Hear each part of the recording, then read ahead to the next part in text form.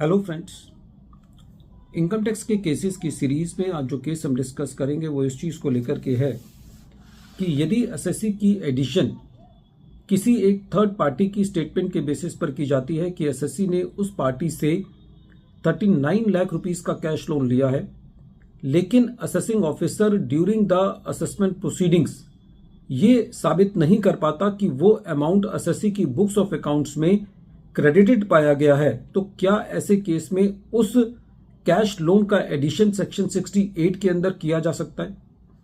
यही issue Mumbai ITAT जेएसएमसी bench ने अपने एक case Jigna Ashutosh Bhatt versus income tax officer के केस में डिसाइड किया।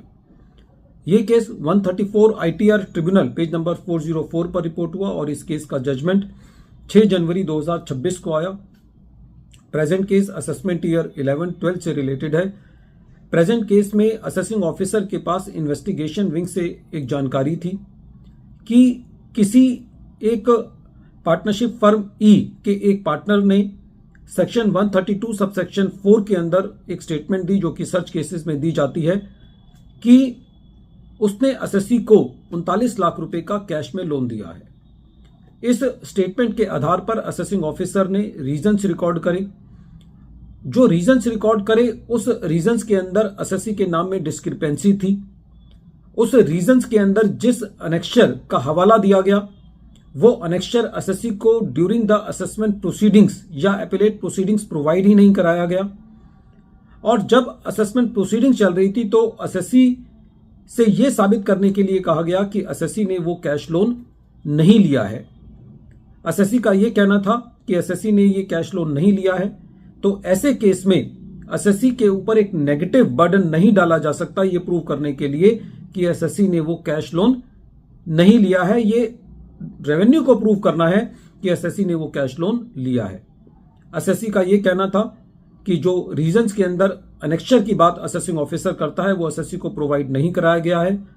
जो स्टेटमेंट है उसमें एसएससी का नाम नहीं है और रेवेन्यू के पास कोई भी ऐसा कोरोबरेटिव या सपोर्टिव एविडेंस नहीं है जो ये साबित करता हो कि जो स्टेटमेंट में ये कहा गया है कि 39 लाख रुपए का कैश लोन एसएससी को दिया गया है, कोई भी ऐसा सपोर्टिंग एविडेंस नहीं है जो इस बात को साबित करता हो कि एसएससी ने वो लोन लिया है।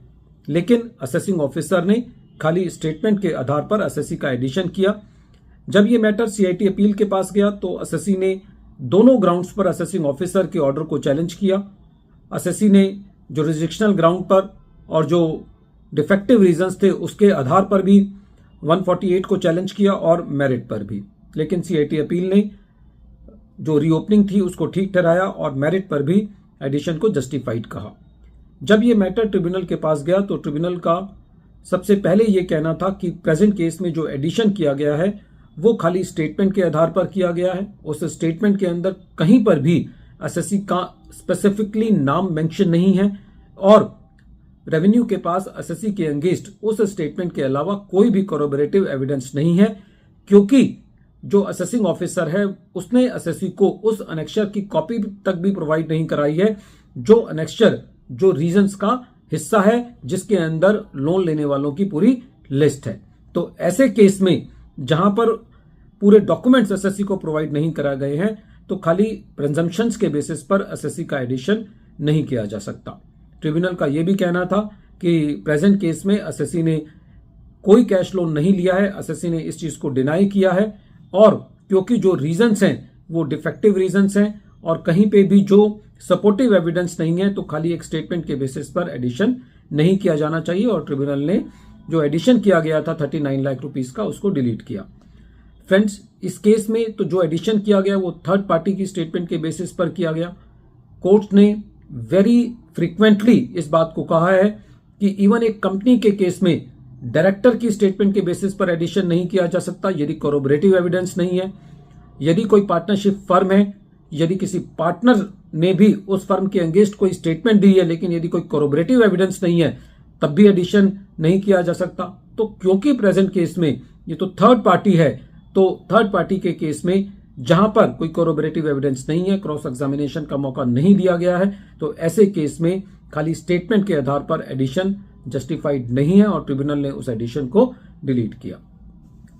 वीडियो के अंत में एक बार फिर मैं केस का नाम रिपीट कर रहा हूं। केस का नाम है Jigna Ashutosh Bhatt versus income tax officer, और ये case 134 ITR tribunal page number 404 पर रिपोर्ट हुआ। मैटर मुंबई ITAT की JSMC बेंच ने 6 जनवरी 2026 को डिसाइड किया। Thank you friends.